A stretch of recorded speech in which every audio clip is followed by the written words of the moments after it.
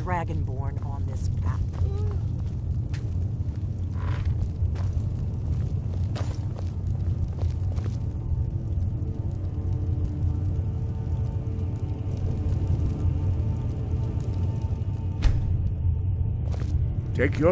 Now that everyone is here, please take your seats so we can begin. I hope that we have all come here in the spirit You insult us by bringing her to this negotiation? You're Chief Talos Hunter? That didn't take long. Here. I have every right to be at this negotiation. I need to ensure that nothing is agreed to here that violates the terms of the White Gold Concordat. She's part of the Imperial delegation. You can't dictate who I bring to this council. Please, if we have to negotiate the terms of the negotiation, we will never get anywhere. Perhaps this would be a good time to get the Dragonborn's input on this matter. By Izmir's beard. The nerve of those Imperial bastards, eh? To think that I would sit down at the same table with that. Thalmor bitch. Either she walks or I do. Maybe so, but bringing her here is a deliberate provocation. Tullius needs to know I won't be pushed around.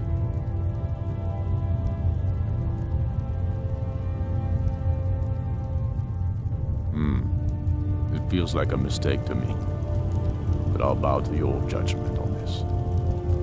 But she is to observe, nothing more. We are not negotiating with her. Is that clear? Ulfric, why so hostile? After all, it's not the Thalmor that's burning your farms and killing your sons. She's supposed to be on our side? You know exactly... No. Not this time. Now that that's settled, may we proceed? I have something to say first. Here we go. The only reason I agreed to attend this council was to deal with the dragon menace. There's nothing else to talk about. Unless the Empire is finally ready to renounce its unjust claim to rule over the free people of Skyrim. I knew he wouldn't be able to resist. We're here to arrange a temporary truce to allow the Dragonborn here to deal with the dragons, nothing more. I consider even talking to the Empire a generous gesture. Are you done? Did you just come here to make speeches, or can we get down to business? Yes, let's get this over with. Are we ready to proceed? Jarl Ulfric, General Tullius, this council is unprecedented. We are gathered here at the Dragonborn's request. I ask that you all respect the spirit of High Hrothgar, and do your best to begin the process of achieving a lasting peace in Skyrim. Who would like to open the negotiations? Yes, let's get down to it. We want control of Markarth. That's our price for agreeing to a truce. So that's why you're here, Ulfric? You dare to insult the Greybeards by using this council to advance your own position? Jarl Elisif. General, this is handle outrageous. You can't be taking this demand seriously. I thought we were here to discuss a truce. Elisif, I said I'd handle it. Ulfric, you can't seriously expect us to give up Markarth at the negotiating table.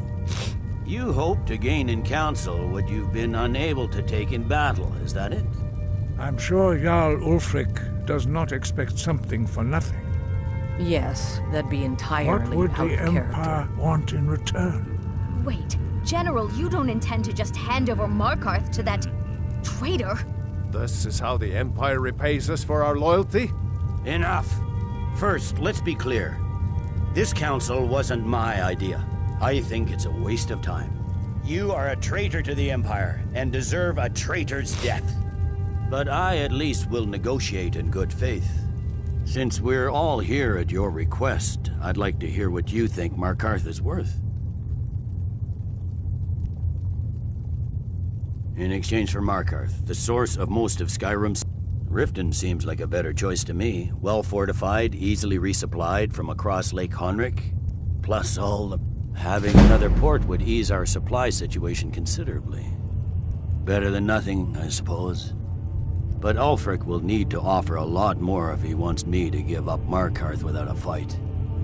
The Dragonborn has spoken, Tullius. Markarth will be ours.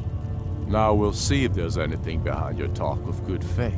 I don't blame you, Dragonborn. You made the best of a bad situation. But I can see now that this is not a negotiation at all. I know you, Ulfric. If I hand over Markarth, you'll be ready with a new demand. You'll never defeat the Empire, and you know it. But you're willing to sacrifice thousands for your own selfish ambition. Soon enough, I'll have you back under the headsman's axe, and this time there won't be any dragon to save you. As always, the Empire's fine words are worth nothing. Stop! Are you so blind to our danger that you can't see past your petty disagreements? Here you sit arguing about nothing, while the fate of the land hangs in the balance. Is he with you, Delphine? If so, I advise you to tell him to watch his tongue. He is with me, and I advise you both to listen to what he has to say before you do anything rash. Don't you understand the danger? Don't you understand what the return of the dragons means? Alduin has returned, the World Eater. Even now he devours the souls of your fallen comrades. He grows more powerful with every soldier slain in your pointless war. Can you not put aside your hatred for even one moment in the face of this mortal danger? A very pretty speech. But what does it have to do with That's enough out of you. I don't know about the end of the world, but this dragon situation has gotten out of hand. If this truce will help the Dragonborn here put an end to that menace, we both gain. Remember that, Ulfric. Now, back to the matter at hand. You know as well as I do that we can't hand over Markarth on these terms. You see what talking to them gets us? Out with it, then. We want compensation for the massacre at Karthwasten. You slaughtered the very people you claim to be fighting for. True sons of Skyrim would never do such things. Damned Imperial lies. My men would never stoop to such methods, even in retaliation for This is your our butchery homeland, Tullius. All the blood spilled in this war is on your head. You've been even-handed so far. What do you say to our demand?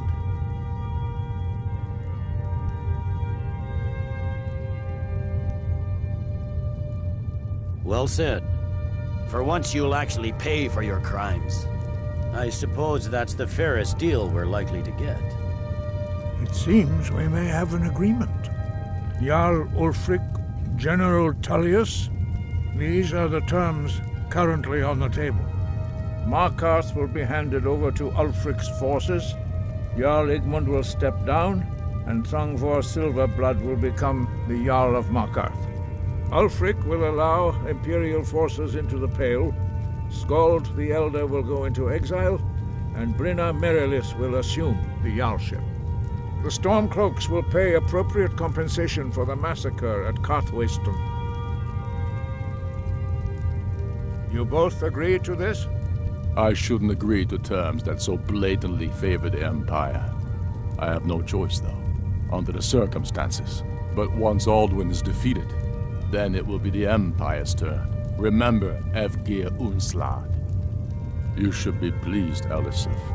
You've done well for yourself as the Empire's pet Jarl. But beware, the Empire's loyalty is fickle. They will tire of this war, and then I will be the one dictating terms to you. I have nothing to say to that murderer. General, you've proven yourself a good friend to Skyrim. I continue to trust that you will do your utmost to safeguard our interests. Thank you, Jarl Elisif. I appreciate your loyalty.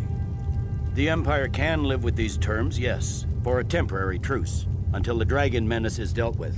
After that, Ulfric, there will be a reckoning. Count on it. Come on, Dalmar. We have a lot of work to do. Giving up Markarth is a heavy price for this truce, Dragonborn.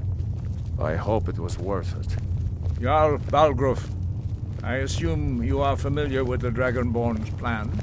Yes, I'm ready to do my part. Just say the word, and my men will help you spring this trap.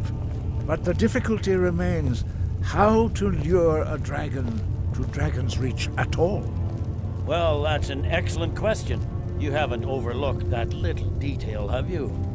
I believe I can be of help here. I anticipated the problem. While you were arranging this meeting, I was busy in the library of Skyhaven Temple, an unguessed trove of lost lore. But the important thing is that the blades recorded many of the names of dragons they slew. Cross-referencing this with Delphine's map of dragon burial sites, I believe I've identified one of the dragons that Alduin has raised up. Don't you see? The names of dragons are always 3 words of power, shouts.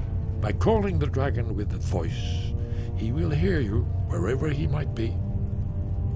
He's not compelled to, but dragons are prideful by nature and loath to refuse a challenge. Your voice in particular is likely to intrigue this dragon. After your victory over Alduin, I think it's very likely that he will be unable to resist investigating your call. Ah, indeed. I'm no master of the voice, like these worthy gentlemen, but it is written here in this scroll. Oda Ving, winged snow hunter, as I read it. As soon as I get back to Whiterun, get my men ready. That could have gone worse. Now it's up to you to deliver. There's one more thing. We know about Paarthurnax. That's fine. We needed his help. Now we don't. And it's long past time for him to pay for his crimes. And he's not just any dragon. He was the right hand of Alduin. He committed atrocities so infamous they are still remembered thousands of years later. He needs to die. He deserves to die. And it falls to you to kill him until he's dead. Well, I'm sorry, but we would dishonor our oaths as blades if we continued to help you.